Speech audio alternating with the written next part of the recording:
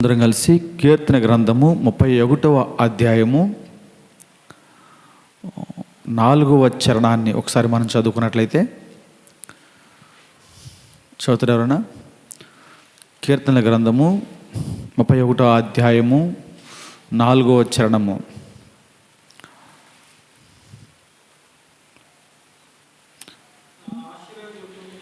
నా ఆశ్రయ దుర్గము నీవే, నన్ను చిక్కించుకొనుటకై శత్రువులు రహస్యముగా ఒడ్డిన వలలో నుండి నన్ను తప్పించుము.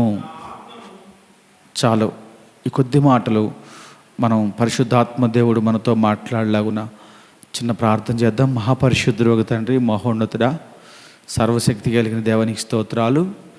కీర్తన గ్రంథము 31వ అధ్యాయము 4వ చరణము ద్వారా మీరు మాతో మాట్లాడండి తండ్రి. మమ్మల్ని నీ సిలువు చాటున మరుగుపరుచుకోండి.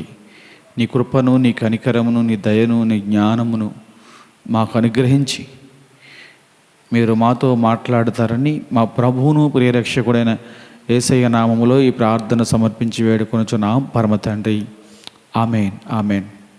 ఇక్కడ అంటున్నాడు కీర్తనకారుడు, నన్ను చిక్కించుకున్నటకై శత్రువులు రహస్యముగా ఒడ్డిన వలలో నన్ను తప్పించుము. ఎందుకంటే ఆశ్రయ దుర్గము నీవే. దేవునితో కీర్తనకారుడు మాట్లాడుతున్నాడు. ఇక్కడ శత్రువు రహస్యముగా ఒడ్డిన వలలో నన్ను చిక్కించుకొనుటకు. శత్రువు ఏం చేస్తాడంట? రహస్యమైన వలలు పన్నుతూ ఉంటాడంట. ఏ విధంగా భక్తి పరులను తన వలలో చిక్కివేద్దామా, ఏ విధంగా భక్తి కలిగిన బిడ్డలను, ప్రార్థన కలిగిన బిడ్డలను, దేవుని బిడ్డలను ఏ విధంగా దేవుడి నుంచి దూరం చేద్దామా, ఏ విధంగా దేవునికి ఇష్టమైన బిడ్డలను వారి వారి అవధేయతల చేత, వారి వారి పాపముల చేత దేవుడు వారి నుంచి దూరం చేద్దామా అని శత్రువు పన్నాగాలు పన్నుతూ ఉంటాడు. ఇక్కడ సహజంగా మనం చూస్తే 2 వలలు మనకు కనపరుస్తూ ఉంటాయి. ఒక వల దేవుడి నుంచి మనం దూరం అవటం, ఇంకొక వల మన నుంచి దేవుడు దూరం అవటం. ఏది ఏమైనప్పటికీ 2 మనకే ప్రమాదం. ఏదో అంటారు సరా, ఆకెళ్ళి ముళ్ళు మీద పడ్డా, ముళ్ళెళ్ళి ఆకు మీద పడ్డా ముళ్ళుకేమి ఇబ్బంది లేదు, కానీ ఆకే ప్రమాదం అన్నట్టుగా ప్రతి క్రైస్తవుడు తన భక్తి జీవితంలో దేవుడు మనిషికి దూరమైన, మనిషి దేవుడికి దూరమైన, ఏదైనా ప్రమాదం జరిగేది మనిషికే కాబట్టి, ఇబ్బందులు పాలయ్యేది మనిషి కాబట్టి కీర్తనకారుడు అంటున్నాడు, అయ్యా శత్రువు వేసిన పన్నాగము నుంచి రహస్యముగా, అంటే వాడు వల పన్నాడన్న విషయం కూడా నాకు తెలియకోకుండా రహస్యంగా వేసిన వల నుంచి నన్ను తప్పించు, నా ఆశ్రయ దుర్గము నీవే అంటాడు. అంటే నిజానికి ఒక 2 భక్తుల విషయాల్లో ఇలాంటి వలలు పనటం జరిగింది. దావీదు విషయంలో సాతాను ఒక వల వేశాడు. నిజానికి దావీదు చక్కటి భక్తిపరుడు, రోజుకు 3 ప్రార్థన చేస్తూ 6 సార్లు స్తుతించే అనుభవం కలిగిన వాడు, దేవునికి దగ్గరగా జీవించేవాడు. కానీ తనకు కూడా తెలియకోకుండా రహస్యముగా తనకు ఒక వలను పన్నాడు శత్రువు. ఏమిటి ఆ వల అంటే, ఆ వల పేరు బెత్షెబా అనే వల. ఆ వలలో సులువుగా చిక్కుకున్నాడు. తను శత్రువు వేసిన వలలో చిక్కుకున్నాడనే విషయం కూడా తనకు తెలియకోకుండా యథావిధిగా తన ప్రార్థనా జీవితాన్ని, తన భక్తి జీవితాన్ని కొనసాగించేవాడు ఎప్పటిలాగానే. కానీ ఎప్పుడైతే శత్రువు వేసిన వలలో మనం చిక్కుకున్నామో మనకు తెలియకోకుండా కూడా దేవుడు మనకు దూరం అయిపోతాడు.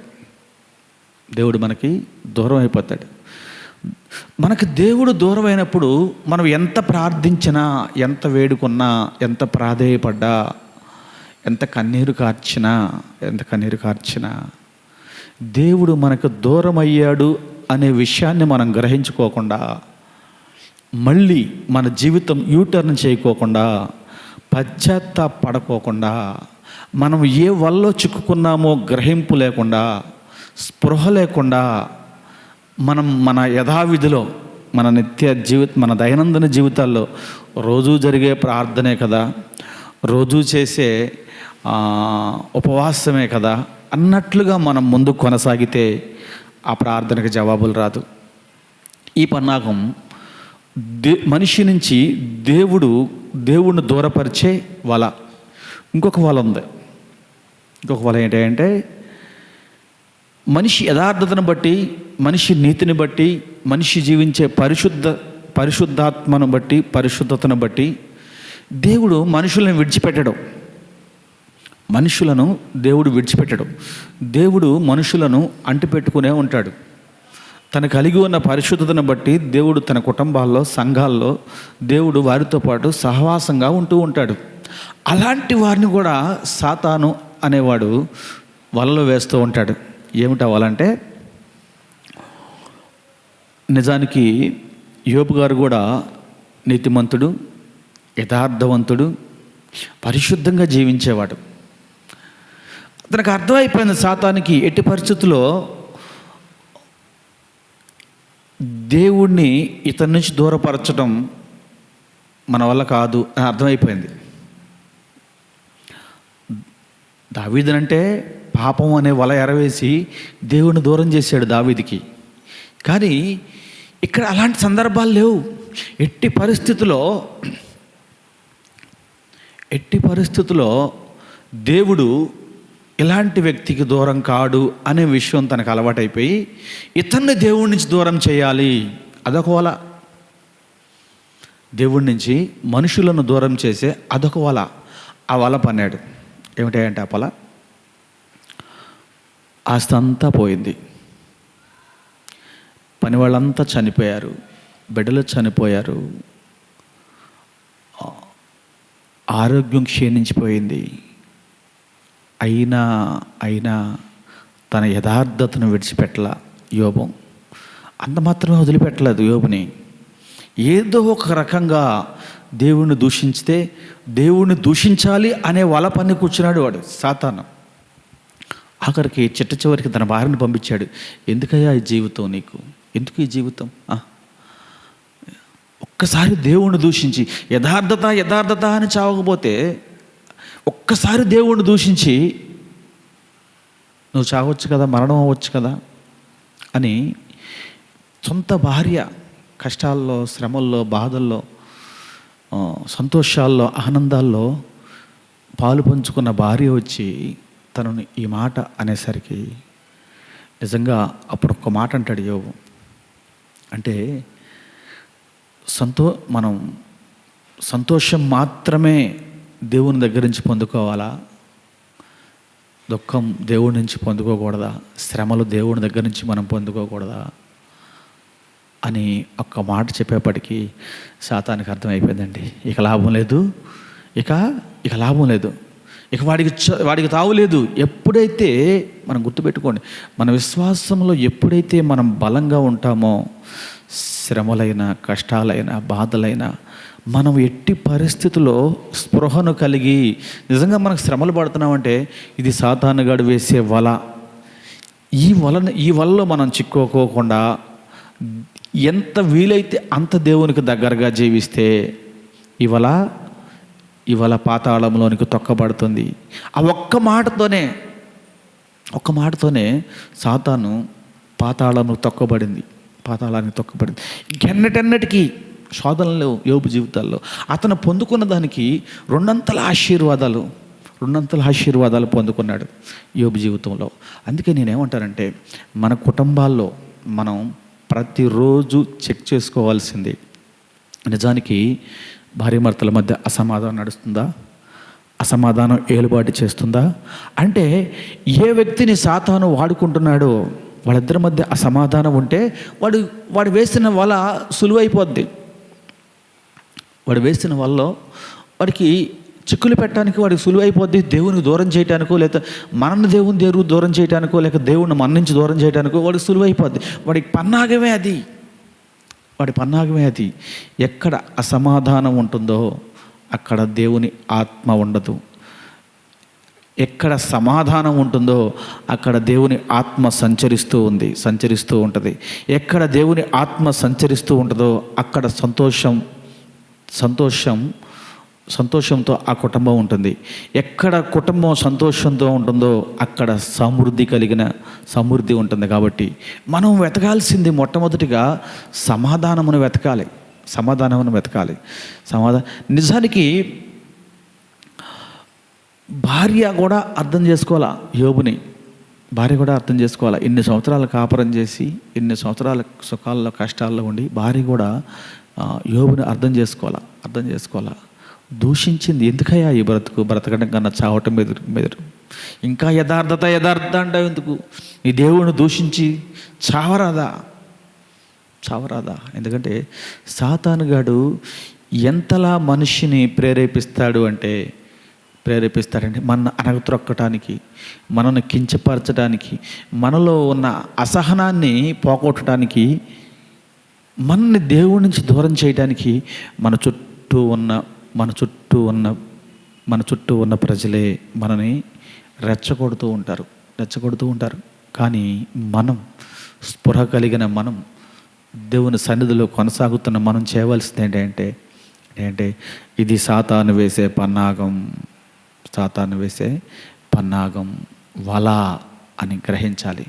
ఎప్పుడైతే మనం గ్రహిస్తామో అప్పుడు దేవుని నుంచి మనం విడిచిపెట్టడం కానీ, మనను దేవుణ్ణి విడిచిపెట్టడం కానీ జరగదు. అందుకే కీర్తనకాడు అంటాడు కదా, అయ్యా నాకు తెలియకోకుండానే రహస్యముగా శత్రువు వేసిన వాళ్ళ నుంచి నన్ను తప్పించవా, నాకు ఒక దుర్గముగా నా చుట్టూ ఒక కోటను నిర్మించవా అని కీర్తనకాడు దేవుణ్ణి ప్రార్థిస్తూ ఉన్నట్టు ఈ కీర్తన గ్రంథంలో మనం చూస్తూ ఉన్నాం. అందుకనే ఎందుకు మనం ప్రతిరోజు దేవుని సన్నిధికి వెళ్ళి, లేకపోతే దేవుని సన్నిధిలో ప్రార్థించటం, వాక్యాన్ని చదవటం, పాటలు పాడుతూ ఎందుకు చేస్తామంటే మనకి స్పృహ కలగడానికి మనం ఏం చేస్తున్నామో, మనం చేసే పనుల ద్వారా దేవుడు మనకి ఏ విధంగా దూరం అయిపోతాడో, లేదా మనం ఏ విధంగా దూరం అయిపోతున్నామో స్పృహ కలగడానికి. నిజానికి దావీదుకి దేవుడు దూరం అయినప్పుడు దావీదుకి తెలియలా. చక్రవర్తి, జ్ఞానం కలిగిన వాడు, దేశాన్ని పరిపాలించే రాజు, తన బాల్య వయసు నుంచి దేవుణ్ణి ఆనుకుని జీవించిన వ్యక్తి, దేవుని చిత్తాన్ని వెతికే వ్యక్తి జీవితంలో దేవుడు దూరం అయిపోతే తనకు అర్థం కాల, తనకు తెలియలా. యథావిధిగా తన ప్రార్థనా జీవితాన్ని కొనసాగిస్తున్నాడు. ఎప్పుడైతే నాతాను ప్రవక్త తన దగ్గరకు వచ్చి నువ్వు పాపం చేశావు అని చెప్పేంత వరకు కూడా దావీదు చేసింది పాపము అనే విషయం తనకు తెలియలా, తనకు స్పృహ లేదు. మనకి ఎప్పుడైనా సరే మనం దైనందిన జీవితాల్లో మనం చేసేదంతా కరెక్టు, మనం చేసేదంతా దేవుని చిత్తమే, నేను నీతిగా బ్రతుకుతున్నా, యథార్థంగా బ్రతుకుతున్నా, న్యాయంగా బ్రతుకుతున్నా అని మనం అనుకుంటూ ఉంటాం. మనం అనుకున్నది ఎంతవరకు నిజమా అబద్ధమా, కళ్ళలో బ్రతుకుతున్నావా, నిజంలో బ్రతుకుతున్నావా, స్పృహ కలిగి బ్రతుకుతున్నావా, స్పృహ కోల్పోయి బ్రతుకుతున్నావా, మనకి తెలియపరిచేది ఏంటంటే వాక్యం, అర్థం. అందుకే అంటారు వాక్యం మహానుభావులు పోలుస్తారు, అర్థంతో పోలుస్తారు. ప్రతిరోజు మనం వాక్యాన్ని చదవాలి, ప్రతిరోజు దేవునికి ప్రార్థించాలి. ఎందుకంటే ఇది దేవుడిచ్చిన ఆజ్ఞ. ఈ రెండిట్లో మనం ఏది తప్పిపోయినా, ఏది అశ్రద్ధ చేసినా సాతాను వేసే పన్నాగములో మనం చిక్కుకోవడానికి, వాడు మనకు తెలియకోకుండా వేసే వలలో మనం చిక్కుకోవడానికి ఆస్కారం ఉంటుంది.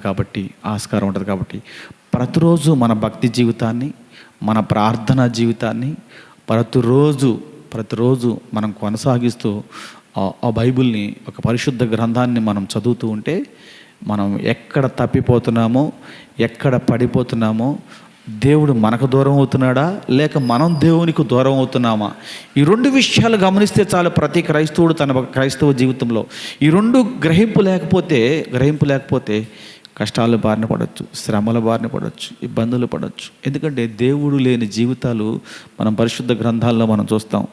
వాళ్ళ జీవితాలు ఎంత దుర్బలంగా మారిపోయినాయో మనం చూస్తూ ఉంటాం. కాబట్టి మనం గమనించవలసింది ఏమిటంటే దేవుణ్ణి దూరం అయ్యే పరిస్థితులు మనకు ఒకవేళ వచ్చినా, మనకు దేవుడు దూరం అయ్యే పరిస్థితులు మనకు సంభవించిన మనం స్పృహ కలిగి ఎళ్ళవేళలా ఆయన పాదాలు పట్టుకొని ఈ పని వల్ల నాకు దేవుడు దూరం అవుతాడు, ఇది నా వల్ల కాదు అని ఎప్పుడైతే మనం ఒక నిర్ణయం తీసుకొని